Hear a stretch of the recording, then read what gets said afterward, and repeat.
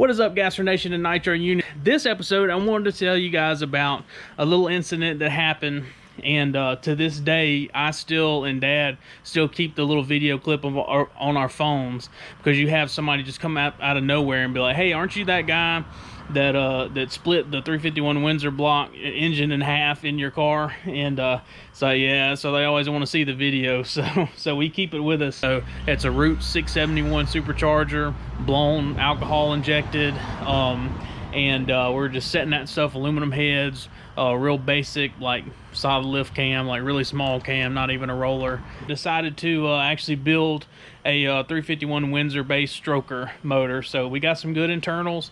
The internals should have been good for about 1,000 horse. We knew the weakest link was the block. People had told us the stop blocks were good for about 800 horses, something like that, and they weren't lying. So so we pushed it to its limit, and basically we had our good buddy help us put this engine together, and it was not his fault or anything like that. We were just pushing it too far beyond the limits of what that stock block could handle. And so we found out exactly what happens.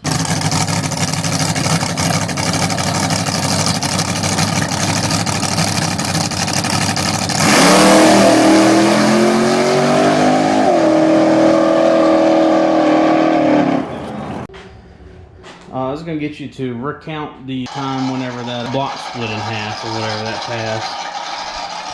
Oh, you're talking about this pass right here? Yeah, that I'm going to pause it right there. I don't want to throw up again. I don't know, the car seemed to be running real good. We had just built that 408 for it, you know, and it was fairly strong.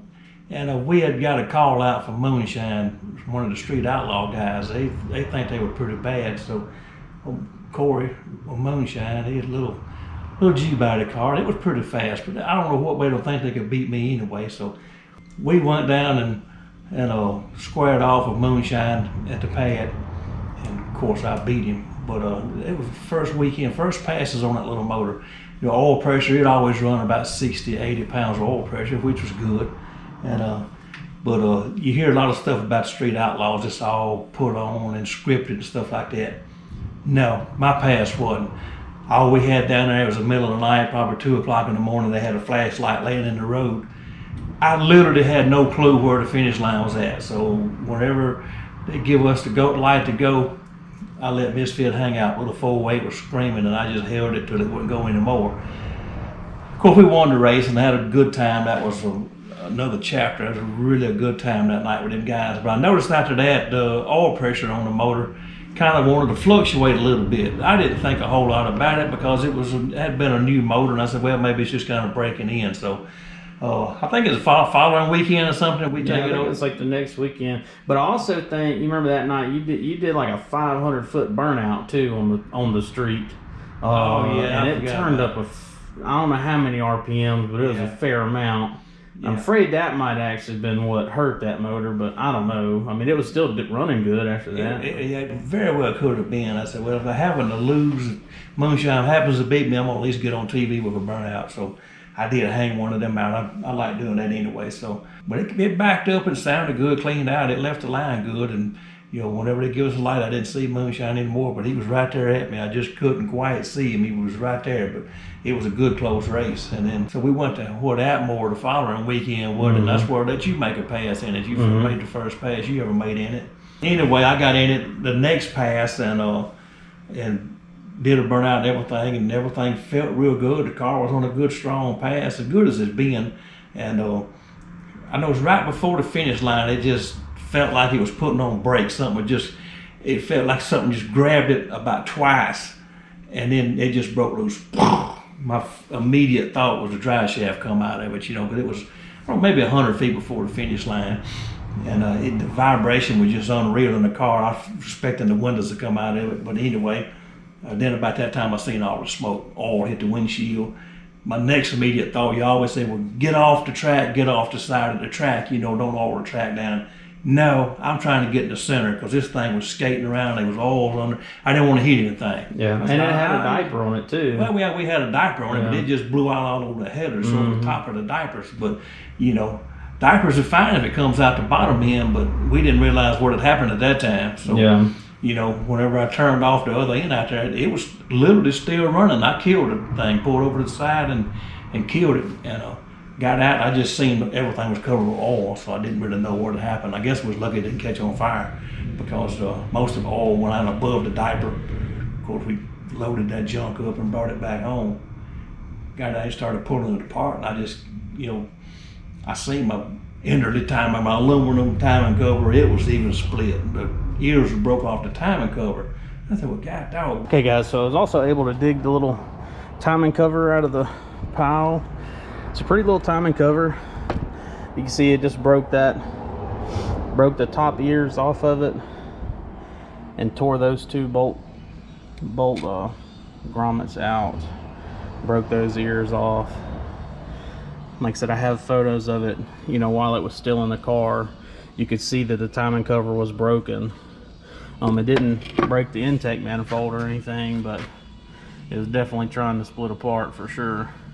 Pulled the motor out, set it on the floor, and I just started taking it apart. Flipped it upside down, got the heads and all off, knocked the pistons and all out. They really looked fine, and whenever I picked the crank up, it was split. The block was split right down the middle. So I'm assuming probably the reason the oil pressure was acting funny, that it was starting to crack the block. Yeah. It was starting to split then, you know, that's why the oil pressure was acting funny like it was. You know, it was trying to tell me something, but you know how it is when you start racing. We got to go till we kill it.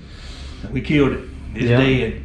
It's dead. And that little motor ran, I mean, it ran pretty good. We run some, I think 16, I think, is what it run. Yeah, it never really, I don't know. I think it was the converter, though. We never really had the right converter for the car, but it just never had the top end that I thought it should have had. What, we had like 12 pounds of boost? Or? Yeah, it was making 12 pounds whenever it split. Oh, well, another lesson learned. Yeah. It was a lot of fun, though. All right, guys. Been back here digging this old block out of the scrap pile, and just kind of want to show you guys what happened to it. It's pretty wild, man. Like I said, it was together in the car, and I believe he said that it was still running. He shut it off. It was obviously running rough, but whenever we pulled it apart, it literally fell into two pieces, as you can see in the video, and it split. So this is obviously the top of the block. There's the camshaft, and it just split right down the middle. All that, also the oil pan rail just all busted out of it. Camshaft still in it. You can tell it was moving around, starting to spin cam bearings. And there's the other side. Like I said, this was a full fill block. It was filled with hard block, and that's the real stuff, not just concrete. It was pretty much full filled. It was also O-rings with copperhead gaskets. So really the only thing that was holding it together was the bell housing and the intake. Yeah, pretty crazy. It also had a main girdle on it, which is a common thing with the small block Ford. So we had a main girdle. It was filled. I mean, every precaution that you can take with one of these we took, and that still happened. And like I said, it was only making like 12 pounds of boost. So I've heard of people running a lot more with turbos. Like I said, this is a Roots blower making 12 pounds. And we don't really know what kind of power. I know the converter was limiting it a lot, but we don't really know. I'm estimating you know, 750, something like that. Probably pretty conservatively. The car had small heads on it and a small little cam. It wasn't even a roller cam. So, but still pretty crazy what happened, man. So, all right, guys, thanks for tuning in. Thought it'd be a fun little story to share with you guys, something kind of funny and crazy that happened to us. And be sure to like the video, and if you're not subscribed, be sure to subscribe. Hit the little bell beside the subscribe button to get notifications. That'll let you know when I post a new video. Like I said, it's every week, either Tuesdays or Thursdays.